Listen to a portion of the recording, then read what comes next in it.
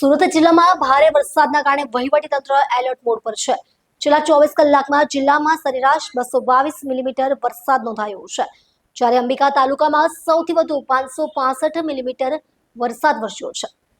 ભારે વરસાદ અને પૂર જેવી સ્થિતિને ધ્યાનમાં રાખીને અસરગ્રસ્ત ગ્રામ્ય વિસ્તારોમાંથી 4000થી વધુ નાગરિકોનું સુરક્ષિત સ્થળાંતર કરવામાં આવ્યું છે।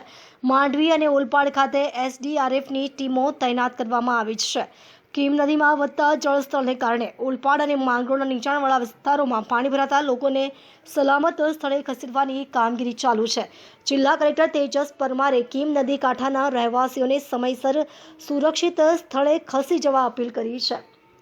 તંત્રએ નાગરિકોને સાવચેત રહેવા, બિનજરૂરી બહાર ન નીકળવા અને સ્થાનિક તંત્રની સૂચનાઓનું પાલન કરવા માટે અનુરોધ કર્યો છે।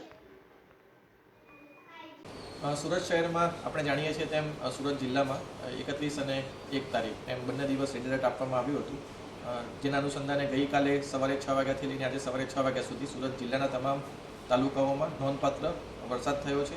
એવરેજ જોઈએ તો આપણે 220 mm જેટલો વરસાદ તમામ તાલુકા અને શહેરમાં મળીને થયો છે, એટલે કે લગભગ 8 ઇંચથી વધારે એવરેજ વરસાદ તમામ તાલુકામાં નોંધાયો છે। સૌથી વધારે વરસાદ જે છે અંબિકા તાલુકામાં લગભગ 565 mm 24 કલાકમાં નોંધાયો છે। તે સિવાય અન્ય તાલુકાઓમાં પણ લગભગ સરેરાશ જોઈએ તો 5થી લઈને 15 ઇંચ સુધીનો વરસાદ જે છે અલગ અલગ જગ્યાએ નોંધાયો છે। સુરત શહેરમાં પણ આપણે જોઈએ તો લગભગ 5 ઇંચ જેટલો વરસાદ 24 કલાકમાં 5થી 6 ઇંચ જેટલો વરસાદ નોંધાયો હતો। સવારે 6 વાગ્યાથી 10 વાગ્યાની સ્થિતિ જોઈએ તો સરેરાશ બહુ ઓછો વરસાદ આજે નોંધાયો છે, પરંતુ ફરીથી 10 વાગ્યા પછી અત્યારે અવકાશનું એક એલર્ટ આપવામાં આવ્યું છે અને આજે પણ આઇસોલેટેડ પ્લેસીસ ઉપર heavy two very heavy rainfall થવાની સંભાવના સુરત જિલ્લાના અલગ અલગ ભાગોમાં થઈ છે।